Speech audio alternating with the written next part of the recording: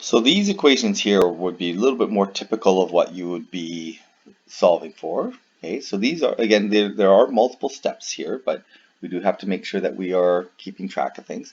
Here we're going to state our restrictions with inside and outside restrictions because this is a single square root equation, so this is much easier to state an inside and outside restriction.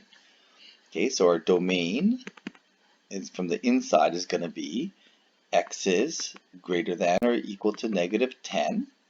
From the outside, the domain is going to be here.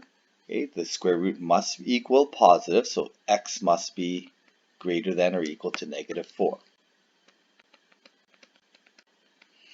Okay, so putting these two domains together, it has to be bigger than -4 and bigger than -10, which means that x is greater than or equal to -4. Okay, so we go ahead and solve this.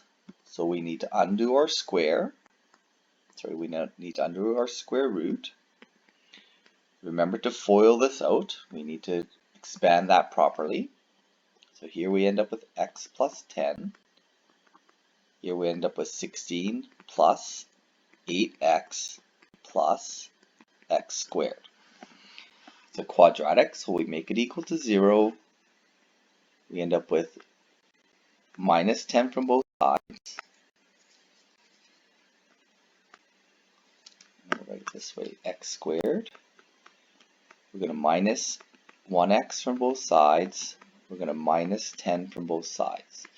Okay, this is a factorable quadratic. We get plus 6 plus 1. Okay, so we end up with x equals -6 and x equals -1.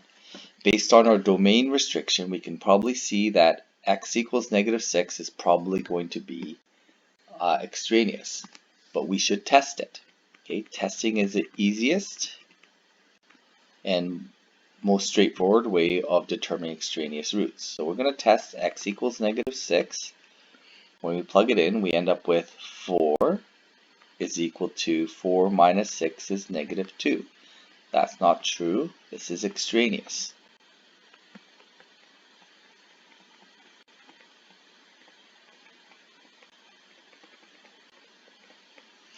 Okay, then we test x equals -1.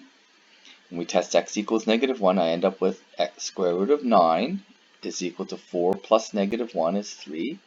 That's okay, so this is a good solution. Okay, so that's non-extraneous. For this one here, we can set our equation, we can solve the first step of this equation, so we can isolate our square root.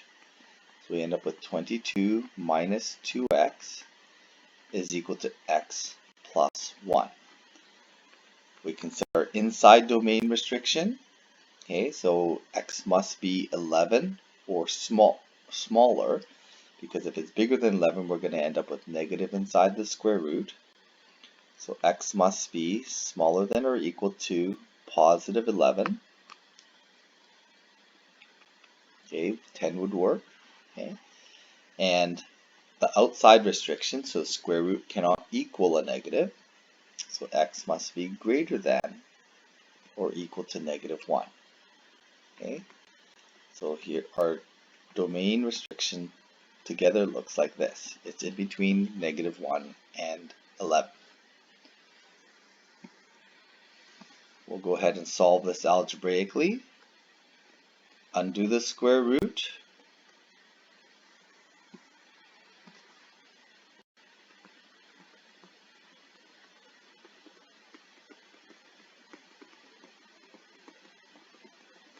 Okay, and then make it equal to 0. We end up with x squared plus 4x. minus 22 from both sides, we get minus 21. So we're looking for two numbers that multiply to 21 and have a difference of 4. Yeah, that is factorable. So it's going to be 7 times -3. We get a solution of x equals -7 and x equals +3. So it looks like based on our domain restriction, -7 doesn't fit our domain restriction. Okay, so that's going to be our extraneous solution. Okay, so when we test our x equals -7, we're going to end up with a square root. That's going to be 36 minus 1 is equal to -7. Well, that's not true. That doesn't work. Okay, extraneous.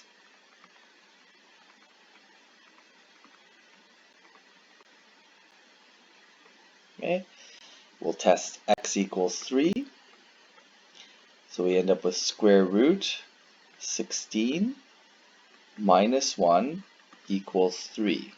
So 4 minus 1 equals 3. Yeah, that's perfectly good. That is the valid solution. And again, we can check this by graphing as well. If we graph this, we'll see the extraneous solution doesn't show up, and we'll see our real solution showing up.